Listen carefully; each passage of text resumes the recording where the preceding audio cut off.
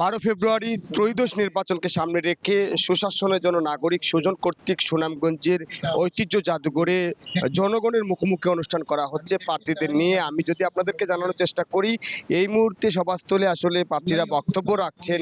নির্বাচন ঘিরে তাদের যে প্রত্যাশার জায়গা, তারা ভোটারদেরকে আসলে তারা বলছেন, এবং আমরা এখানে দেখেছি যে ভোটাররাও বিভিন্ন প্রশ্ন করছেন প্রার্থীদের কাছে। অর্থাৎ আমি যদি আপনাদেরকে সামনটা দেখানোর চেষ্টা করি, এই মুহূর্তে একজন প্রার্থী বক্তব্য রাখছেন, যিনি বিএনপি স্বতন্ত্র প্রার্থী হিসেবে আসলে বিএনপি থেকে মনোনয়ন বঞ্চিত হয়ে আসলে নির্বাচন করছেন।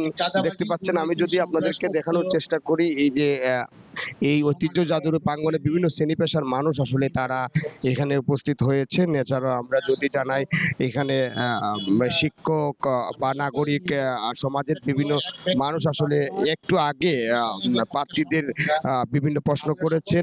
এখানে উপস্থিত রয়েছেন স্বতন্ত্র প্রার্থী জয়নুল জাকিরিন, জাতীয় পার্টির প্রার্থী নাজমুল হুদা হিমেল এবং ইসলামী আন্দোলনের প্রার্থী শহীদুল ইসলাম পলাশী সহ সুজনের নাগরিকবৃন্দ। আমরা যদি একটু জানানোর চেষ্টা করি, এখানে আসলে বিভিন্ন শ্রেণী পেশার মানুষ আসলে এখানে উপস্থিত আছেন। তারা এখন আসলে প্রশ্ন করছেন এবং তারা জানার চেষ্টা করছেন আসলে নির্বাচন ঘিরে আসলে এইখানে প্রার্থীদের কাছে তারা কি চাচ্ছেন, প্রত্যাশা করছেন।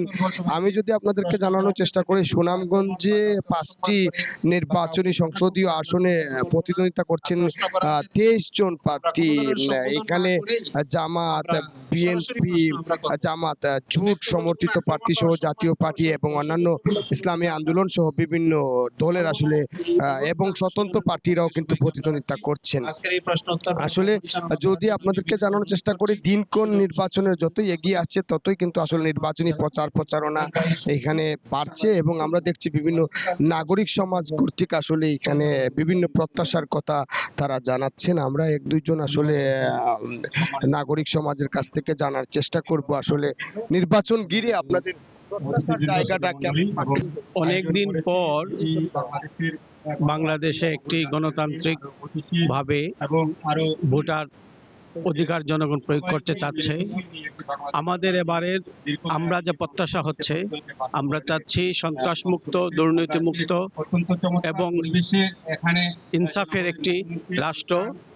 সেই হিসেবে আমরা চাচ্ছি একজন সৎ, যোগ্য এবং আমাদের সুনামগঞ্জের জন্য যে লোক কাজ করে যাচ্ছেন, কাজ করে যাবেন, আমরা তাদেরকেই আমাদের ভোটটা আমরা প্রয়োগ করব।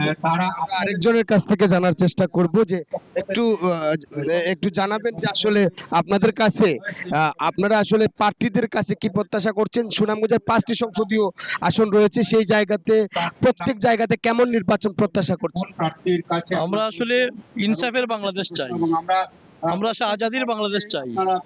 আমরা 71 মুক্তি পেয়েছি, 24 মুক্তি পেয়েছি। আমরা দুর্নীতি দেখতে চাই না, দুর্নীতির লাল কার্ড দেখাতে চাই।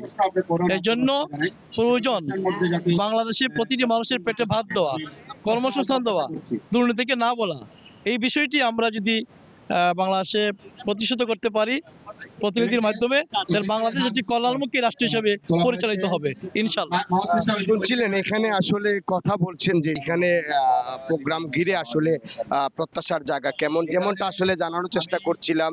এই যে জনগণের মুখোমুখি অনুষ্ঠান থেকে হয়তো একটি প্রয়াস চালানো হচ্ছে, কিন্তু বাস্তবিক অর্থে সাধারণ ভোটাররা সুনামগঞ্জের যে প্রত্যন্ত গ্রামীণ অঞ্চল রয়েছে, সেখানে যোগাযোগ ব্যবস্থা নাজুক অবস্থা, স্বাস্থ্য খাত, চিকিৎসা খাত আসলে পিছিয়ে আছে। তো এই অঞ্চলের হাওরবাসী মনে করেন যে হাওরের উন্নয়নে যেই ধরনের ভূমিকা রাখবেন যে সকল প্রার্থী, যোগ্য প্রার্থী, তাদেরকে আসলে তারা বেছে নেবেন, এই প্রত্যাশার জায়গায় আসলে জানাচ্ছেন।